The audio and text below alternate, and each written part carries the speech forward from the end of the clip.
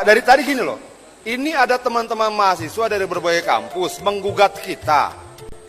Kan seperti itu, mempertanyakan kinerja dan sebagainya. Tapi teman-teman yang sudah lebih dulu di sana selalu bilang ini berat, ini berat, ini berat. Tapi Pileg ikut lagi. Ini berat, ini berat, ini berat. Pileg ikut lagi. Enggak, maksudnya gini loh. Teman-teman ini punya nalar yang luar biasa. Dia mampu berpikir kita ini munafik atau tidak. Saya jawab jujur, memang menyenangkan jadi anggota dewan. Begini, Paling kalau sebentar. sebenarnya orang itu dicalonkan kan oleh partainya. Oh, Lalu tidak bisa kemudian partai dong. melihat Kalau bahwa orang kemudian- ini punya kapasitas. Jangan kita kambing Iya hitamkan kan? partai di Enggak, jangan. Kalau Jangan kita juga mau jadi begitu. calon juga bisa. Oke. Iya kan? Baik. Jangan seperti itu. Orang dicalekkan. Jangan kemudian Anda menyalahkan Baik, itu. kita tenang, kita tenang. Tidak seperti itu. Anda keliru. Anda keliru. Baik, kita tenang. Kalau semuanya berbicara, Anda keliru. Orang menjadi caleg Baik, itu baik. bukan kemauan Kita tenang. dirinya. Kita tenang dulu. Partai melihat bahwa dia punya kapasitas. Ngapain kita punya basis berpura-pura massa. berat apa segala macam? Jangan Baik, kemudian Anda banyak, menyalahkan kok. partai. Anda sendiri dari partai Baik. politik. Apa? Anda dari partai politik. baik. Baik, Dari teman-teman. partai politik. Teman-teman, daripada Anda dengan bukan lagi aktivis, Anda partai politik. perjuangan paling berat sejauh ini, buat yang baru-baru dulu. Yang paling berat kurang lebih sama, yakni menghilangkan stereotip. Jadi itu ya yang pada dasarnya kita perangi. Kenapa? Karena baru punya semangat untuk mengabdi, tiba-tiba ada yang tendang-tendang meja. Baru punya semangat mengabdi, tiba-tiba berantem. Itu merupakan salah satu hal cukup berat untuk membuktikan bahwa saya adalah orang baru yang memulai dengan semangat baru dan ingin mulia sampai akhir. Jadi menghapus stereotip itu sangat-sangat berat. Menghapus stereotip. Ya, Baik. sebentar. Bisa, sebentar. Ya, Bang Adian. Saya nyangga sebentar ya. Kenapa nggak boleh ribut di DPR?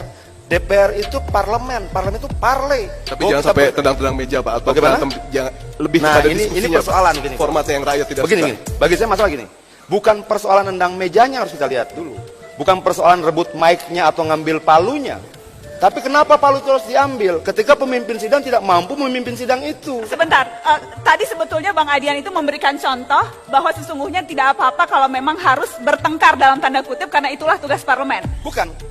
Ketika Parlemen, parle, kalau persoalannya bantu Kalau kata-kata persoalannya kemudian itu prinsip. yang ditangkap. Kalau persoalannya prinsip tidak apa-apa rebut palu, banting-banting meja karena kalau prinsip. persoalannya prinsip yang memang dipertaruhkan sangat besar, tidak masalah.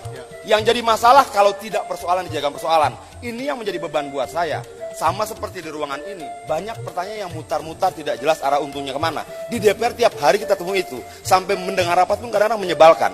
Ada satu topik yang ditanyakan oleh 5-6 orang.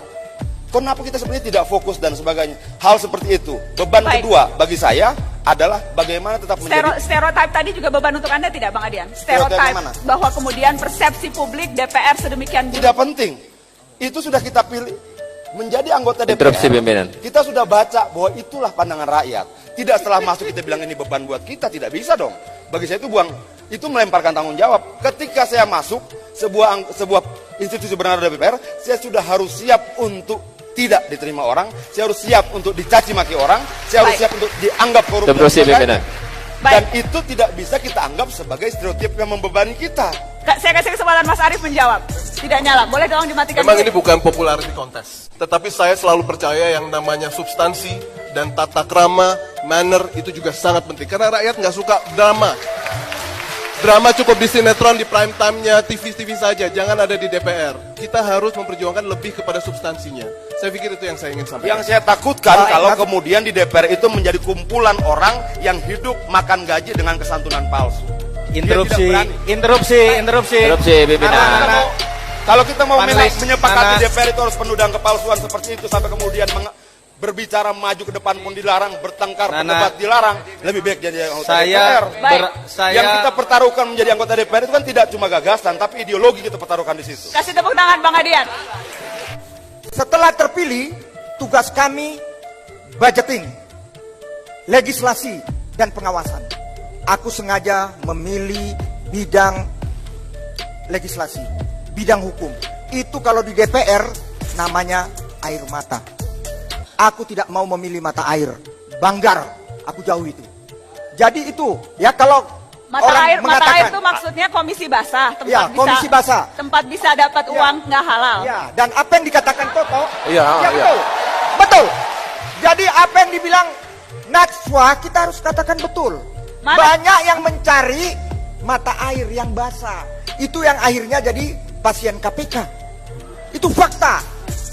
Jadi kaitan dengan Toto, baik ini sahabat saya Enggak, dan kalian semua. Bang Ruhut, dan sebentar, kalian Bang Ruhut. semua, sebentar.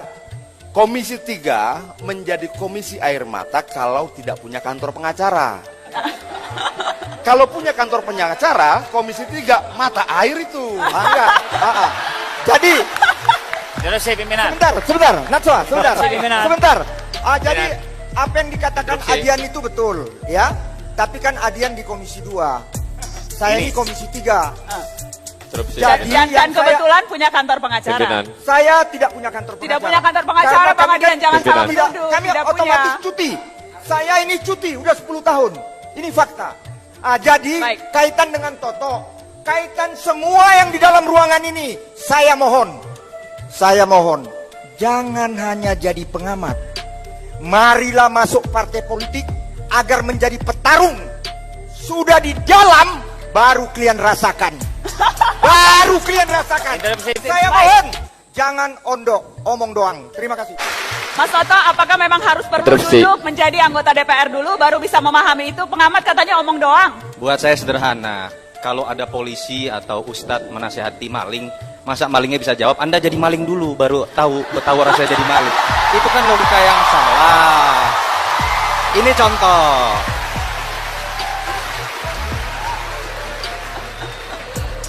Itu contoh, saya tidak bicara DPR loh. Itu enggak.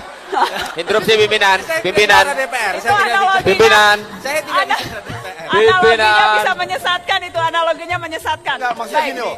Bahwa memang sampai hari ini karya kita tidak kemudian dianggap berarti oleh rakyat, nggak perlu juga kita membela diri lah. Jadi anggota DPR dulu baru rasakan. Sudah benar pernyataan tadi itu, saya suka.